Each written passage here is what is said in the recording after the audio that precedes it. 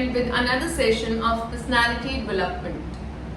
So as earlier we have done communication skills, we move towards the second step of personality development, which is active listening.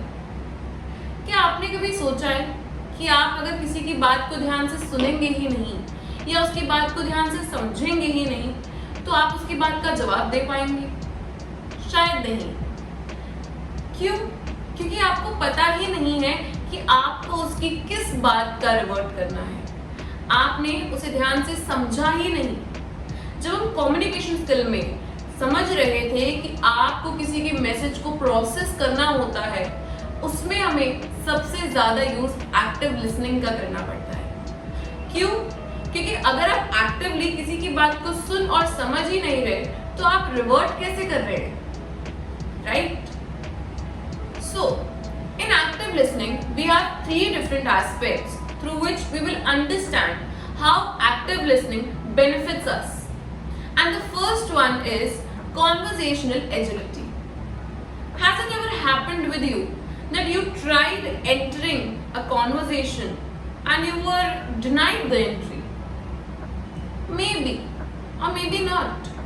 But ऐसा तो जरूर हुआ होगा कि आपने कभी किसी से बात करी हो और उस बात करते करते आप उस कॉन्वर्जेशन में ऑकवर्ड हो गए और आप वहां से एस्केप नहीं कर पा रहे, एग्जिट नहीं कर पा रहे। तो उस समय आपकी एक्टिव लिसनिंग आपको बहुत हेल्प करती है। ये आपको बताती है कि आप कैसे एक कॉन्वर्जेशन को एक्टिवली एंटर कर सकते हो एंड स्मूथली एग्जिट कर सकते हो, right? Our second aspect says mastering small talks.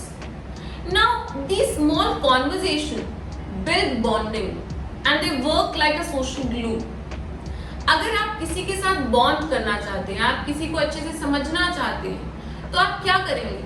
आप उन्हें समझेंगे, उन्हें सुनेंगे, उनसे बात करेंगे, right?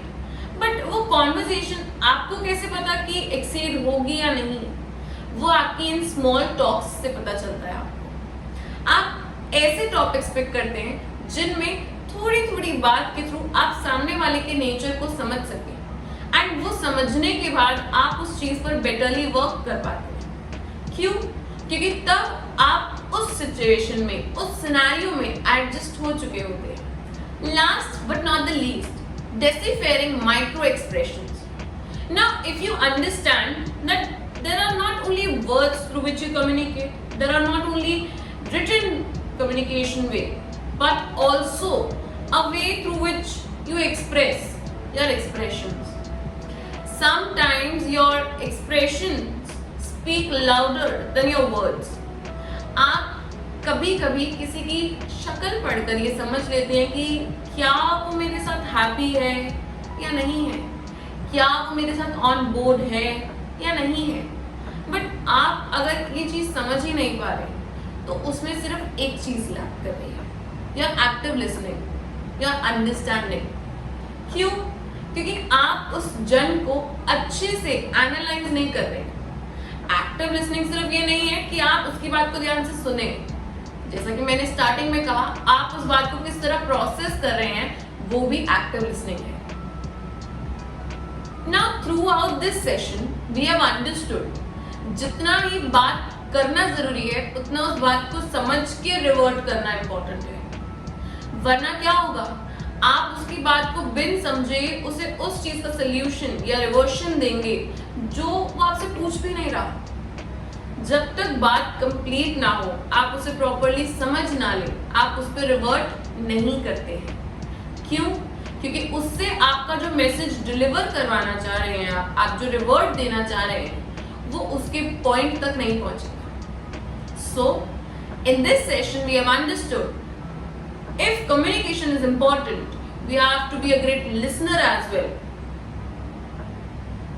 Thank you for staying with us.